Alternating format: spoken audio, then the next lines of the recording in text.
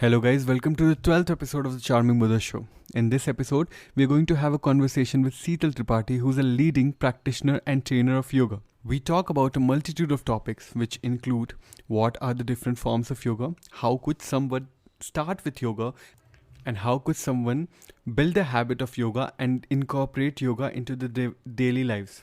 We also talk about how could yoga help us keeping ourselves fit in the times of quarantine. So let's jump right to it.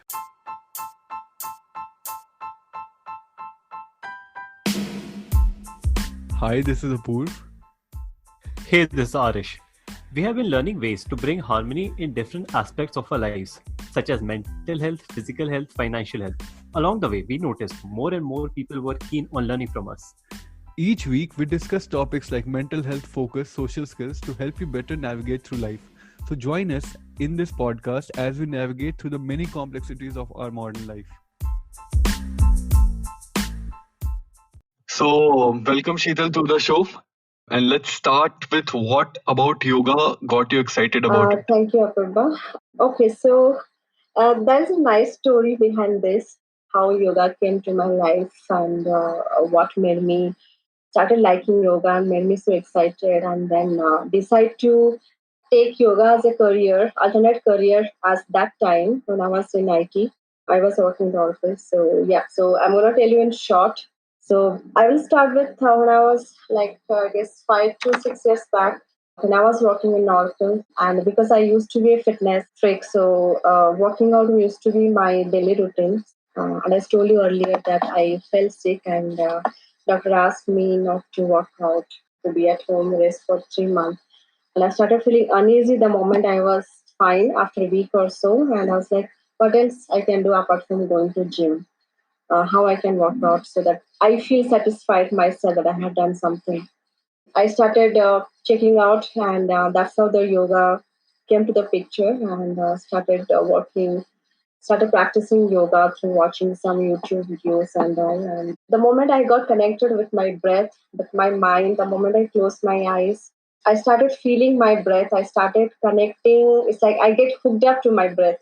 It's Okay, I understand that the changes that you were feeling inside while practicing yoga made you attracted to the yoga as such because it was giving you a very kind of enlightening kind of a feeling. You were able to control your breath and your body and your mind.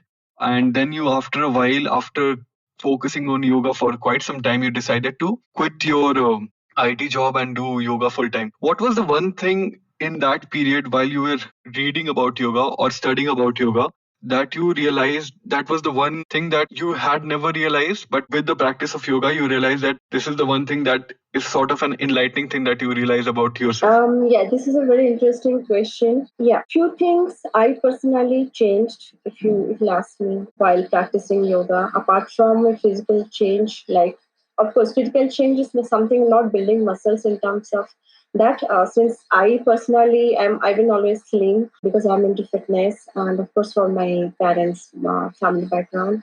But physically, apart from you being flexible, then you become toned with the practice of yoga. That's the two main physical thing which you see. And of course, you burn calories with power yoga, all that stuff. So these are the three things. Physically, you will see the change, but internally, there were a lot more changes. The first thing what I felt was internal change than physical change for me. So it was more of internal change. Then I started practicing meditation apart from pranayama. Pranayama is something to, especially deep breathing, is something very easy and very beautiful thing. If you do, then and there, that moment instantly you feel that calmness. Apart from that, meditation helped me a lot in terms of controlling my thoughts, my mind.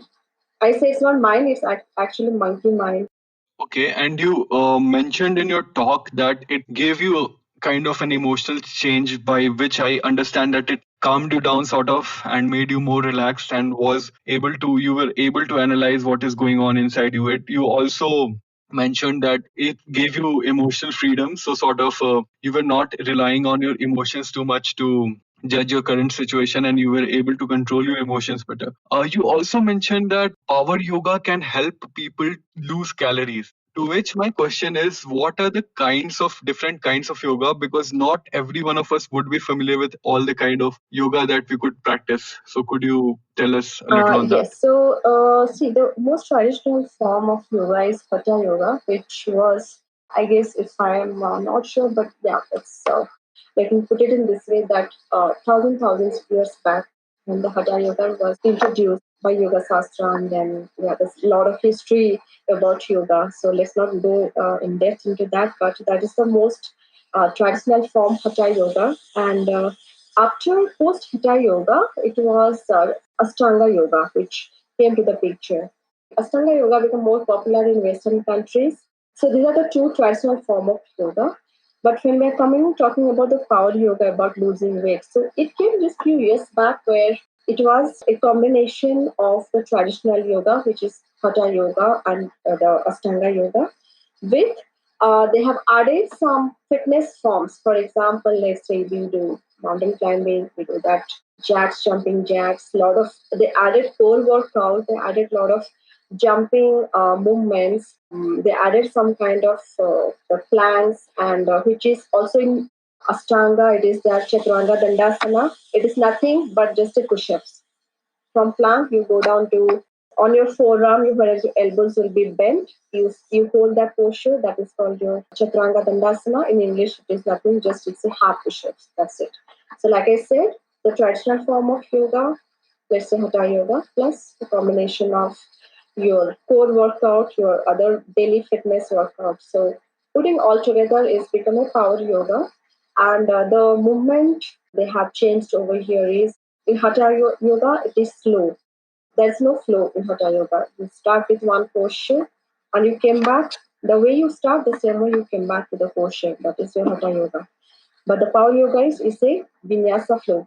Where the vinyasa came from? Vinyasa came from nothing but Ashtanga Yoga again. So vinyasa was again given by Western countries. It's not from India, not a traditional name, vinyasa. The traditional name is Ashtanga Yoga. But it was, like I said, Ashtanga was more popularized than India in Western countries.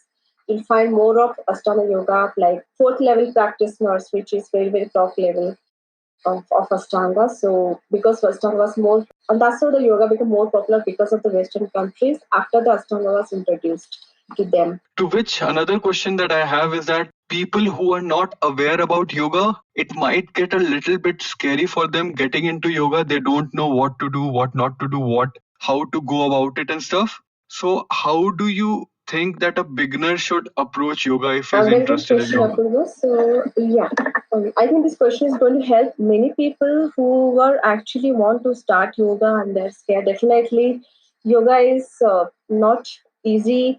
Like, you take the dumbbells and you start, doing just lifting it and on and off. So, it is all about a posture, holding a posture, learning the proper alignment, and definitely it is a big no for people who wants to learn from YouTube or learn from any app. For a beginner, I'm telling, especially, definitely it's a big no from my side.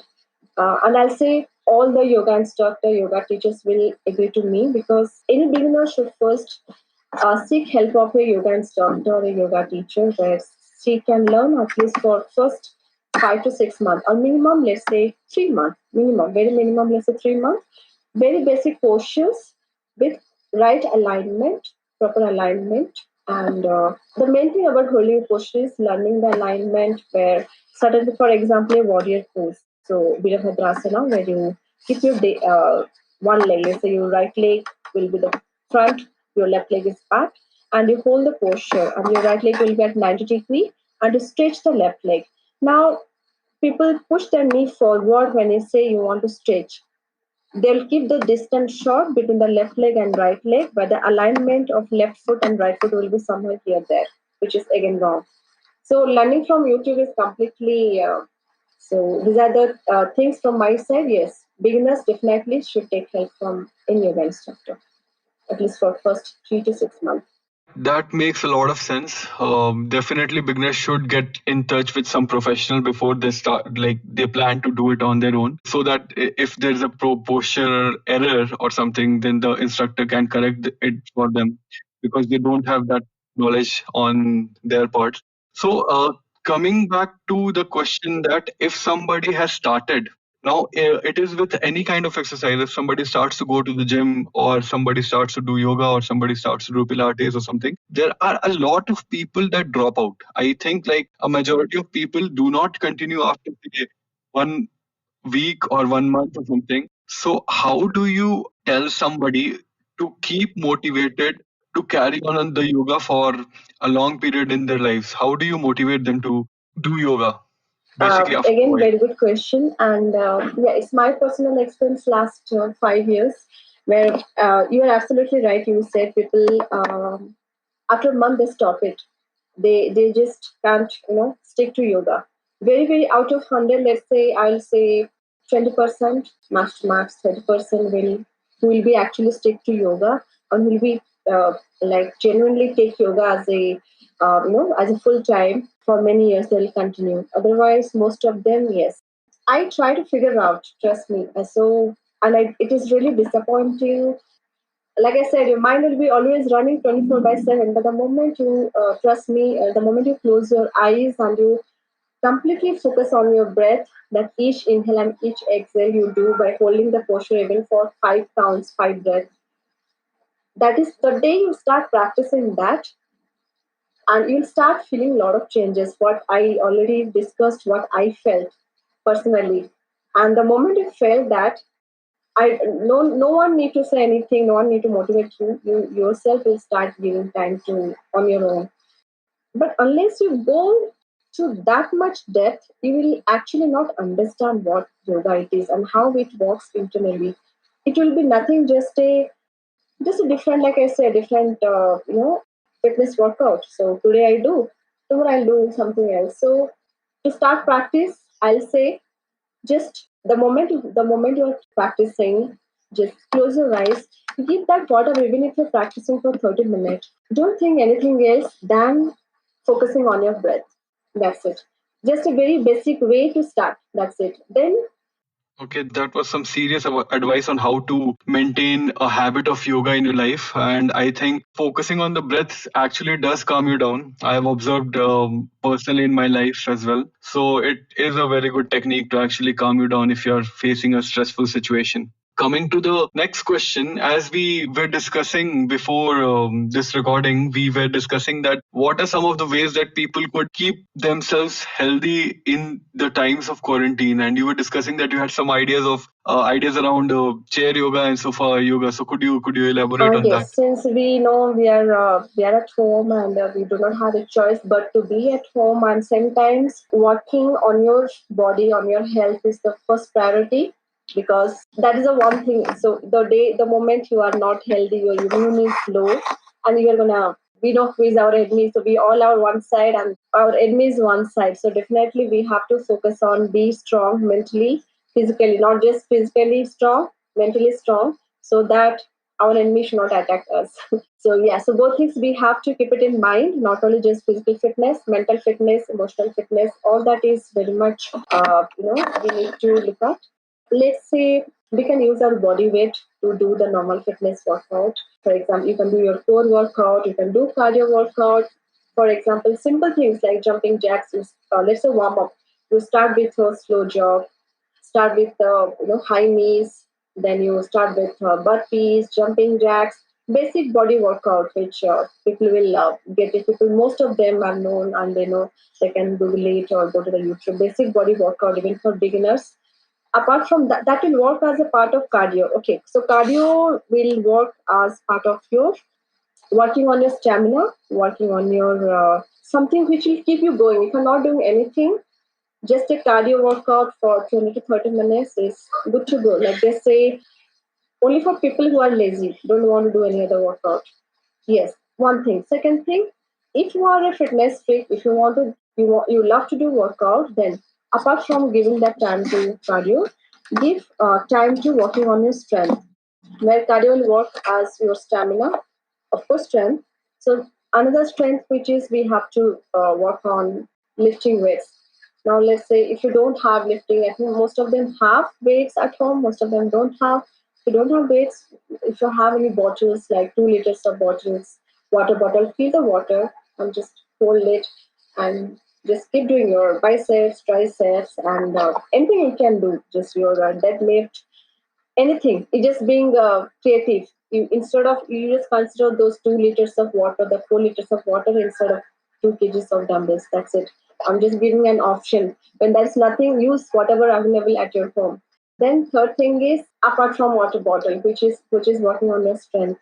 Now let's say coming to another thing, working on your core. Again, you don't need anything. You just need a mat. If you don't have a mat, just put a towel, lie down, and just lie down and just work on your core, the basic crunches and your plank. All these things you don't need, again, don't need any equipment. You can just do without anything. Okay, apart from lying down on the thing, you can use sofa for your core workout.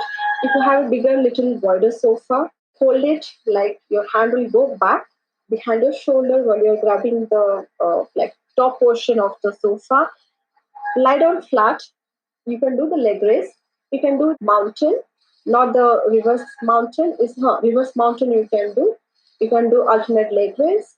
You can do the so where you pull your knees together towards your chest. You extend. So yeah, that also you can do. So far you can use for your core workout. Apart from that, you can use sofa for your lower body workout. For example, you can do the lunges with balance, so one feet will be on your sofa, other feet will be on the ground, where you use your body weight. You or like you shift your body weight to the leg which is on the ground. Sorry, on your the sofa, and you then do the alternate. You practice one side, then you switch to other side. So lower body workout, special leg workout, butt workout you can do using sofa. You can use the triceps workout. Apart from sofa, you can use your chair. Again, chair can be used. Okay, I'm first talking about the fitness workout, then I'll come to the yoga later. Chair again, you can use many things like your lower body workout. You can do the crunches. So it just being creative, or just if you're not going to think anything of your own, just go and Google it and use it to work out. That's it. Apart from this, you can use chair and sofa to do yoga also. For example, the basic your spine twisting using sofa or chair. You can do your forward bending, and you can do your stretching, keeping one leg on your sofa or chair, other leg on the ground, and you work on your spine, you work on your forward bending. So twisting, forward bending, back bending, like you, let's say for example, you have a chair. So you hold the top of the chair and then slowly start bending. You're only taking support of the chair, so you don't need to after that you're gonna fall back. Okay, so all these things when it comes to yoga, you can definitely practice with support where you are. So this is going to help you prepare you for the advanced posture. So people who are beginners, they can practice. People who already started yoga very recently, very good for them because using chair or sofa with support, practicing back bending and all, it's going to definitely help them for the future advanced back bending postures. So where they're not afraid, they can. And the thing is, they can use the wall. Using wall, you can do a lot of things. You can very simple thing you can do is just try to do a reverse wall plank, which is very good, excellent to strengthen your upper body, your shoulder, your arms, and forget about prepare. That is another thing that people practice for to strengthen their arms, especially for the handstand. Let's not talk about that, but especially to strengthen your upper body, it is going to work like excellent using a wall. So I have already given an option using water bottle, using sofa, chair, using wall. So we got many options right now. So lockdown is still over. It will take quite some time, maybe another few months, for people to go and do any live classes in a crowd. So definitely, it's better we start practicing. This is the best opportunity for us. Yeah, Sheetal, that was quite enlightening. I guess people would have learned a lot on how to keep themselves healthy in times of these quarantine, but I'm sure that they have learned a lot about yoga in general as well, and how could they approach it if they want to start doing yoga, and how to continue on with it. Before we end this episode, could you quickly tell us that if some of our listeners would like to get in touch with you for, say, yoga training or something other than yoga training, something in general, or want to get in touch with you, how could they do that? What are the social media platforms that you are on, and how could they get in touch with you? Okay, right now I'm only on Facebook and Instagram. So Facebook is my name, Sital Tripathy. So that is the one they can contact me through Messenger, or Insta they can contact me by wellness underscore Shital SITAL. So these are the two places I'm live as of now, but I'm very soon coming live to YouTube, where I'm already almost prepared my contents. So I'll be live soon. Okay, yeah, definitely. I'll link the links of your pages of Insta and Facebook in the show notes, so that if somebody from our listeners does want to contact you, they can contact you on one of those social media platforms. That was great, Sheetal. Thank you for being on the show once again and enlightening us about yoga and what are the advantages and how could somebody keep on doing it or stay motivated to do it.